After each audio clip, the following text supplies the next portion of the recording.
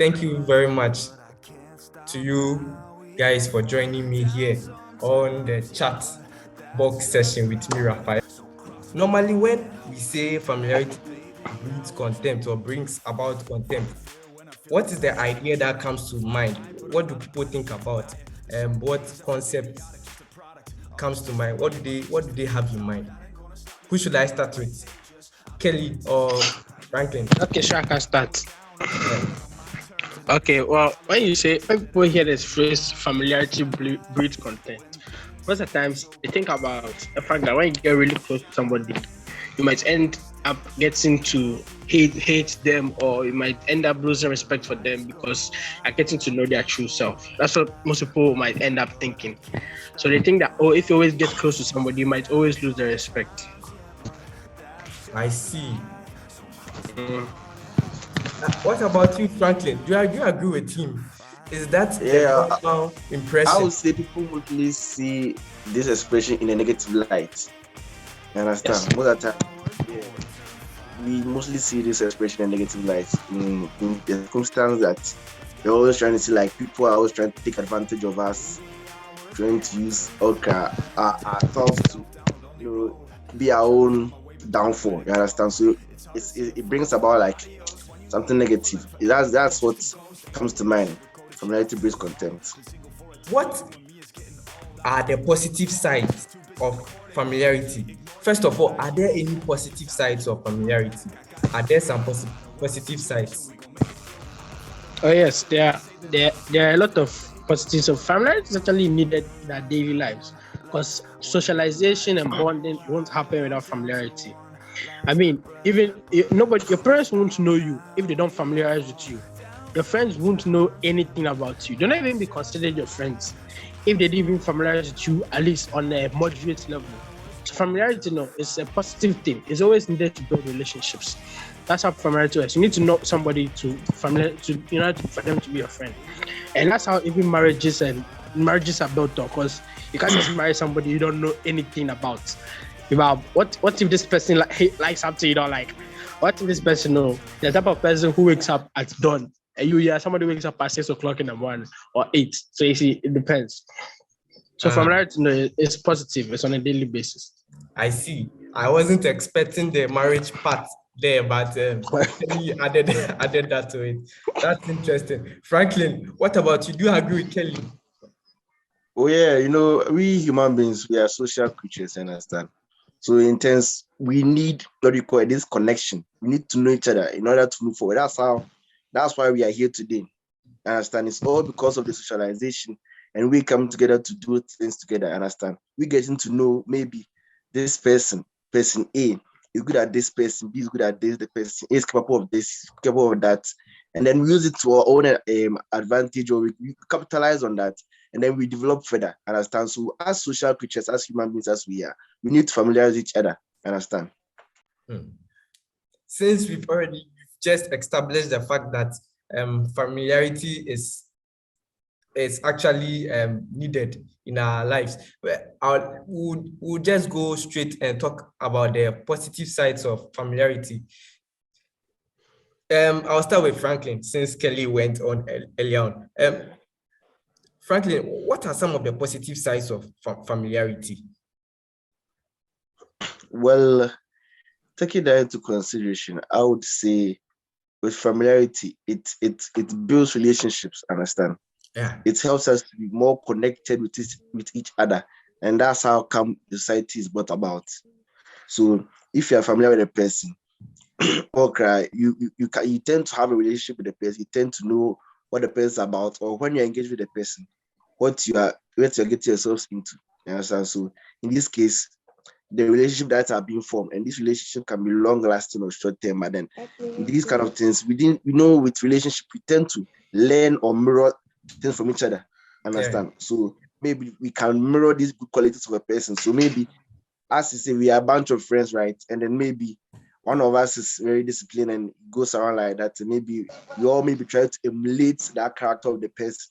So we tend to familiarize with the person. So you familiarizing with the person can have a positive impact on yourself in terms of character building. I see. Yeah. I see. That's nice. Moving on to you, Kelly. What are some of the Familiarity. positive sides of familiarity? Well, familiarity, it actually has more positive sides than negative sides if you look at it well. Because familiarity, familiarity helps us associate, build relationships, as Franklin has said, but it also helps us avoid certain relationships. Because the more familiar with you are with somebody, the more you realize that maybe you're not compatible with somebody. Like there's some people they can't be friends with each other, and because they know each other, they've gotten to know each other. They know the reason why they can't be friends. So it helps. It doesn't. It as much as it helps build relationships, it also helps for our safety to avoid certain relationships that we know might not be worthwhile or good for us. I see. You've also added another interesting perspective to this conversation. Well, so you are saying that familiarity also helps us avoid certain relationships. Yes. Wow. Well, personally, I also think a few of the positive sides of familiarity is that it also helps people give good testimonials about certain individuals they know. Maybe if I know Franklin for a period of time, of course, I do know you for a period of time. If there is any recommendation, I could be able to give a proper testimonial of Franklin's character, his personality, and who he is. Again, I know we can also be able to refute false claims or should I say rumors about people, lurking around about people. I don't know if I think some of that does happen. And the interesting thing is sometimes too we find out that there are rumors about people we know, and I don't know, we don't refute that. Why is that? Franklin, could you handle this for me? Could you come again? Yes. One of the points I made mention of is that familiarity helps people to helps individuals to refute false accusations about people, maybe certain bad rumors or certain bad things said about someone. So because maybe you've come into contact with that particular person, you are able to Yeah, I get rectify it. that So situation. you giving testament to a person's character. Yeah, it could be so, because maybe if you're that's why in the court case you have witnesses, understand? So if you've been in contact to the person, you've known the person for a long period of time, or some time, and you are quite familiar with the person asking him, yes, you can give a testament to the person's character. But sometimes it could not be the case because some people are two-faced, you understand? So they might outwardly show a character that might be appealing to the public, but then maybe inner down, they have some very disgusting things that they do, understand? So sometimes it works. But then if you really know the person, that's when you can give a true testament to the person's character. Wow, I see. So if there are positive sides of familiarity, what are the negative sides of familiarity? That's why I was saying in familiarity, the people tend to lose respect for you over time. Because let's put in a situation like this. They are the office and there's a manager, there's what you call a supervisor, there's the workers. Now, if you tend to look at a situation like this, most of the times these supervisors or these managers do not tend to mingle with what you call these workers, or maybe even when they are going for a lunch break or something, they mostly do not mingle. Why? Because they are trying to keep this kind of respect cap there. Understand? Because if you get too close to the person, you might know, oh, if something happens, he has my back, or he can't do anything to me. Understand? So with these cases, you try to minimize that level. That was familiarity breeds the content, because you tend to look down upon the person, you tend to lose the respect for the person. The more and more you get to know the person's character, because most of the times when people come across, somebody might come across as charismatic, noble, those other things. But as you get close to the person, get to know the person, get to learn things that I didn't know that's how this guy was. This guy is just like this. So you tend to start losing respect. It might not be consciously, but unconsciously might be losing respect to the point where you might see the person, that kind of respect or the image that was first painted about you would have vanished. Yeah. I'll say. Then Kelly, from what Franklin has said, do you believe that someone, familiarity bringing about contempt, is it a deliberate action or choice by a party or a friend in any kind of relationship? Let's say a neutral one or a mutual one. Well, most of the times the contempt breed as a result of familiarity is mostly unconscious and it's not consciously done. For example, you meet, like, it mostly happens over a long period of time, as this one Balance has said. Unless the respect is the word contempt, the contempt breeds. Wait, so you are saying it's not deliberate? It's not deliberate. It happens over time. For example, you saw somebody the first time. The first time you saw this person, you had a very distinct image about how the person is like. Yes, Kelly, of course, we do understand. But don't you think some people also would like to make it deliberate? Deliberately hate somebody just because you got to know them. Now, and if it's deliberate, I mean, they hated the person before they even got to know them. That's how it's most. If it's a deliberate hate, that means it does not. They didn't even know the person the first time. That happens a lot. Like some people can see somebody and the first time they don't like the person at all. They don't like the person. They just don't like the person. But does it mean that then it doesn't fall within the context of this topic? Franklin, I want you to handle this for me. So Kelly said something about that if I asked if it's possible for it to be deliberate. You see, about familiarity being content. Can someone do it out of like intentionally? Can someone do it with full consciousness? And you said yes. If it's so, then it means the person might have hated that particular individual before knowing him or her.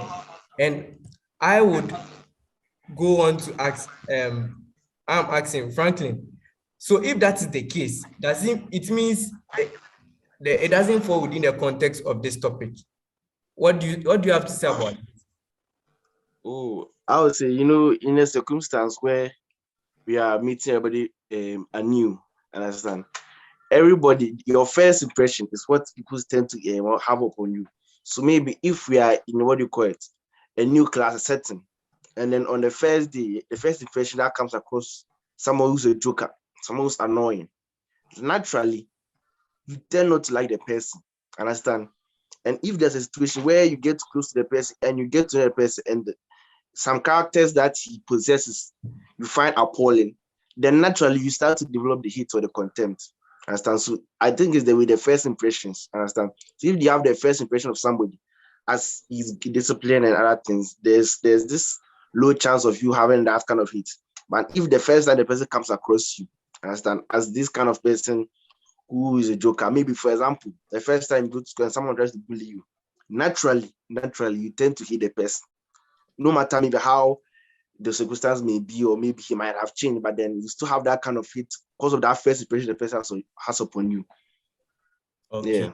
So Kelly, I also like to put this one in. Like sometimes, you can get a bad first impression of somebody. You can get a very bad first impression, but then as you get to know the person, you realize that the person is a good person. So sometimes most people tend to change, but there are some people they refuse to accept reality. So even though they know this person is not how they thought initially, they still continue to hate them. So that one is a conscious contempt in the sense that they are aware that this person, this is not how he is. Okay. But in spite of that, they still want to keep the first impression they had and they want to hate him for that. That's how sometimes it is. So if it comes to conscious, that's how it is. But the unconscious one is what Bellis has described, where you don't know, you hate somebody in the beginning. Like you have a bad first impression, and the more you get to know the person, the bad first impression keeps developing because the person has a lot of appalling sides. But there are others to where they know, like they've met the person, they know the person is kind, they know the person is sweet. It's not how they thought in the beginning, but still, They want to hate the person. They just want to hate the person. Sometimes like that. Ah, wow. Okay, another interesting side there. So, does familiarity cause contempt? Does familiarity cause contempt?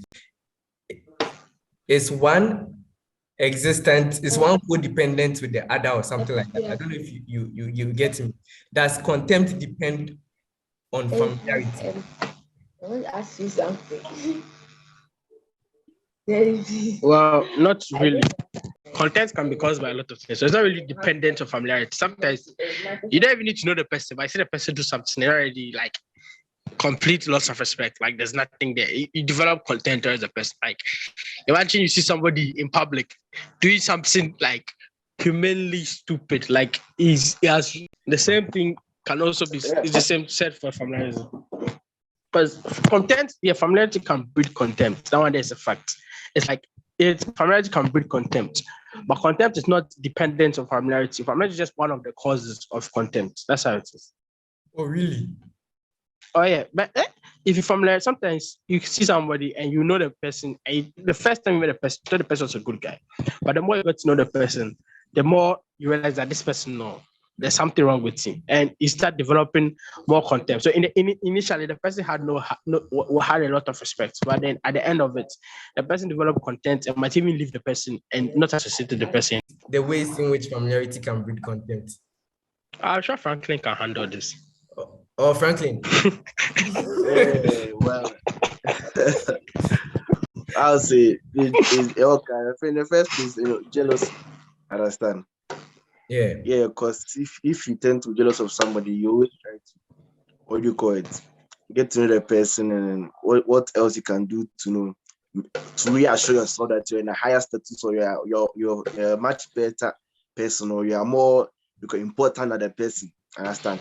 Right. Yeah, so look at it. If you're jealous of the person, you tend to try to find out qualities that you might find inferior to yours so that it can give you that kind of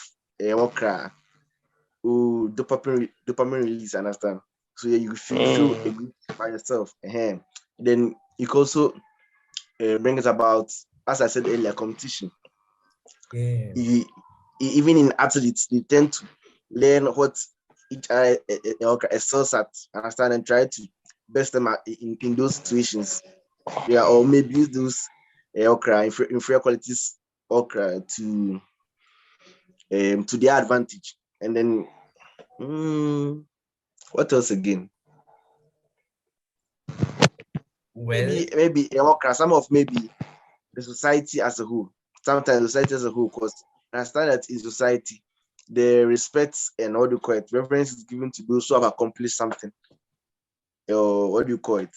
Or the person who are of pure or holy, or who are holy in the eyes of the public. So if you you tend to have those characteristics naturally. When some people get close to you, they want to attain that kind of light. Right? Maybe if you have that kind of light to shine, then that's when you start having the content and try to do anything you can do to bring you down. nice. You understand? Because let's take it for example. We have maybe a student whose parents is well endowed, he's well educated, understand, and then he is attending a top tier school, understand. And then we have a student whose parents might be struggling to even make ends meet, and the person is attending these governmental schools which have these low fundings and low infrastructure. Naturally, when these people meet, the person who's well doing or who has the better standards will tend to look down upon the person or have contempt because he feels that he's better than the person, or the kind of training the person might have gone through the school days might be inferior to his. So yeah, it's natural for people in high rankings to look down upon other people or have contempt. It's very, very natural because it tends to look at even the situation of in a boarding houses. Let's take schools which have boarding houses. When you first convene, these people who know are of this well-to-do status, sometimes some of them tend to have difficulty adjusting because they feel that they are okra superior, or they have the better knowing of other things, so they are not supposed to do that. But then those of inferior, they tend to just be quiet and go through the situation as it is. So with that, you can see the clear contempt there. All right. What are some of the signs and symptoms that when people notice, they should notice it and act upon it quickly? Franklin, I'll start with you. If you could give me just one or two, it will be okay. Then I'll move on to Kelly. Sometimes people tend to watch you with a weary eye. Sometimes as you are going, then you have this feeling like this guy is like watching me or taking close notice of me. But you're not that close or you're not that anything. Or maybe even if you are close, he's displaying something which is strange or out of the blue. Something that the person doesn't most do. If the person starts acting that way, then you should know consciously should be aware that something's happening. Any signs and symptoms of familiarity breeding contempt? Well, sometimes it's easy to see it in the sense that the way the person might treat you in the beginning might change. Like for somebody who, in the beginning, the person used to treat you like you were an equal, like all of you are on the same level. Then all of a sudden, no, he start behaving like he's always superior to you. You are nothing. You are worth nothing to him. That's some of the signs and symptoms. Like you see them start develop a sense of superiority. Yeah. Or sometimes the person develops a sense of inferiority. That means they feel like they are smaller than you, so they start associating less and less with you because they don't like to feel inferior. That's also some of the signs and symptoms.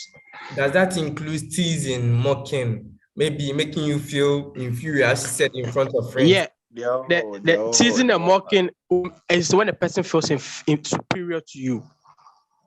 That's when they feel superior, they start teasing you, start mocking you. They might even insult you or make fun of you and they'll feel like they can get away with it. Then the inferiority is when the person, they don't do it, like the person feels smaller than you, so then they'll start associating with you a little bit less. Or when they're around you, they don't talk that much because they feel like you are better than them, so they can't really do anything to show you that they are on the same level with you. Something is like so if that the signs and symptoms continue for a long time, what are the effects the victim is likely to face? Kelly, I'll start off with you. Let's look at the effect that a person is most likely to face as a result of the contempt that builds up.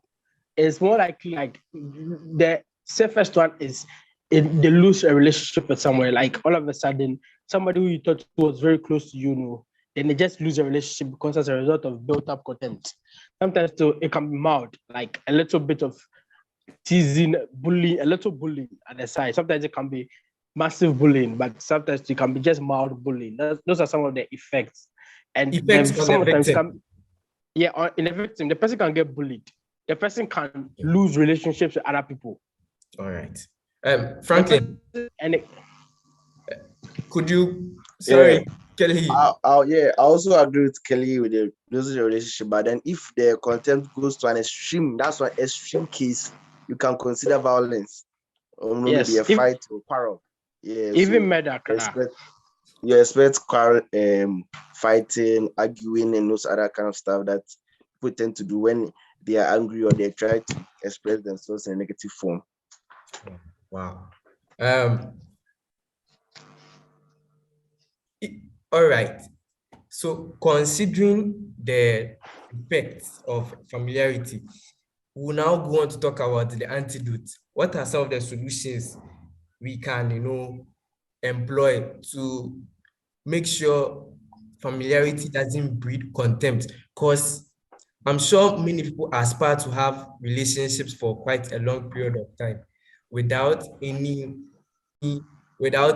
contempt coming in. So, Franklin, take us off. I would say that you have to be true to yourself, and there must be something that you must understand that in this universe or in the world that we live in, we cannot all be equal. We cannot all maybe be the same.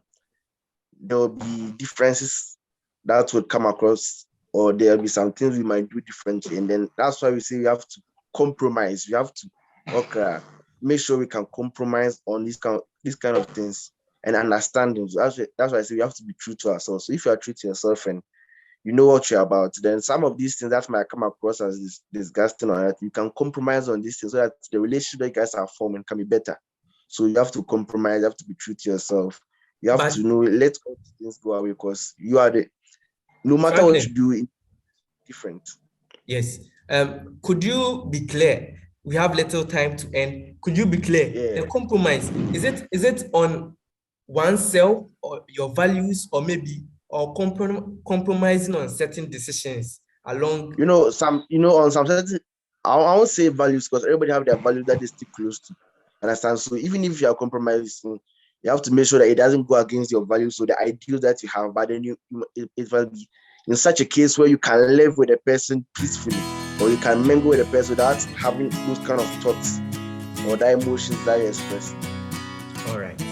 Kelly, could you provide me a few solutions? If I get to give you solutions, sometimes sometimes it's best to avoid certain situations. So sometimes you have to choose your friends or the people you associate with wisely.